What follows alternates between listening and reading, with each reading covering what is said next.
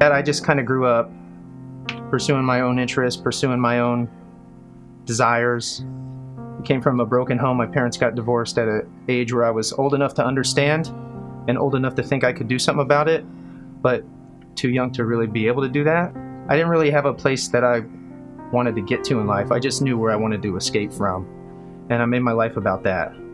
Be happy, pursue things that would make me happy. I ended up getting a job with my uncle, one of those distant family members that I had grown up kind of knowing from afar. So my uncle said, hey, you want to come work with us? So I was like, sure, why not?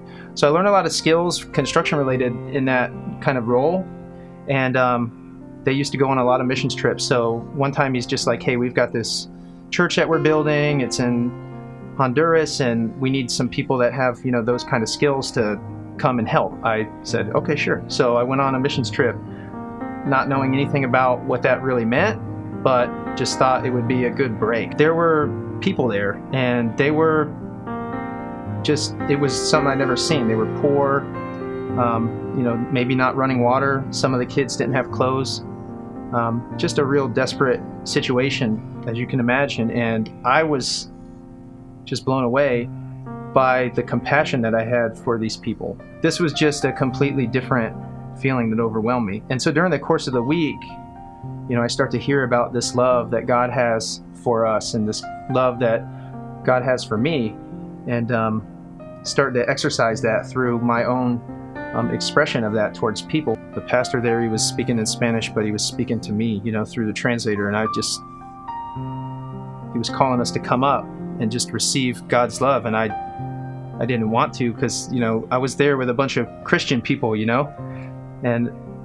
the feeling in my heart, it was getting out of control. Like the more I would try to suppress it, the more it just grew like a fire, in my heart. And eventually I'm like, I just got to go down there. I just got to surrender, pour my life out. And I remember going down there and just falling at the altar, and I was there for I don't know how long, but it was the craziest thing, because I got up, and when I did, pretty much everyone was at the altar, and God was just pouring out His Spirit on us. And I just changed my life from that moment on. So once I got home, I didn't know what to do with this new perspective I had on life.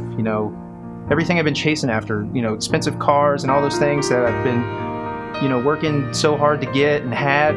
But my uncle had always told me, when I worked with him, what I thought he was judging me all the time, telling me I needed to change my life, telling me I needed to move out of the house I was living in with my girlfriend, telling me that I needed to start spending more time in church and all that stuff. It was just a bunch of rules and regulations when he was saying it before. But when God changed my heart, I really started to see that these were boundaries that God was trying to put in my life to help me and to improve my life and to keep me, in a place where I could flourish. And I knew that if I came to her with the gospel, that she would accept it. But there was a good chance that she would accept it because I was telling her to. And I didn't understand it at the time, but I think God wanted to work on her individually and bring her to that place that He brought me. And so He told me to end the relationship, and I was like, kind of blew my mind. But at that point I was all in, and I was like, okay, God, whatever you say, I don't know how it's going to work out. I don't even know what you have in store for me, but I'm going to do it. I'm going to be obedient. And so I did. It was several months later that she had approached me. She's like, hey, we need to get back together. I got a relationship with God, and this is what happened, and He's changed my life. And I'm like, yeah, exactly. So it was just so profound in that way. We went on a missions trip together after that. We went to Chile with my uncle again, and after that we got engaged, we got married, and we haven't looked back since. For me, every day I have a future and I have a destiny in Christ, and I know that no matter what I do, He's going to bless it because I'm doing it unto Him. And it doesn't have to have this big plan that I have worked out in my head.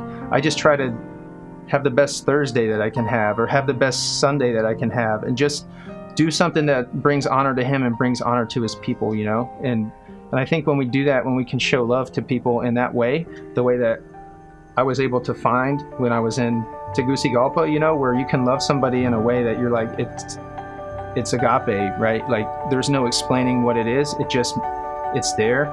it's really what God's shown me through missions and through that. So that's why we make it our purpose, in everything we do. We want to be on mission every day. We want to go out of the country, and we want to help people build churches and do those things. But we also want to, be a blessing to the people at the supermarket, or to people that are, at our workplace, or whatever the case may be. God's called us on mission everywhere we are. I'm Brad, and this is my one story.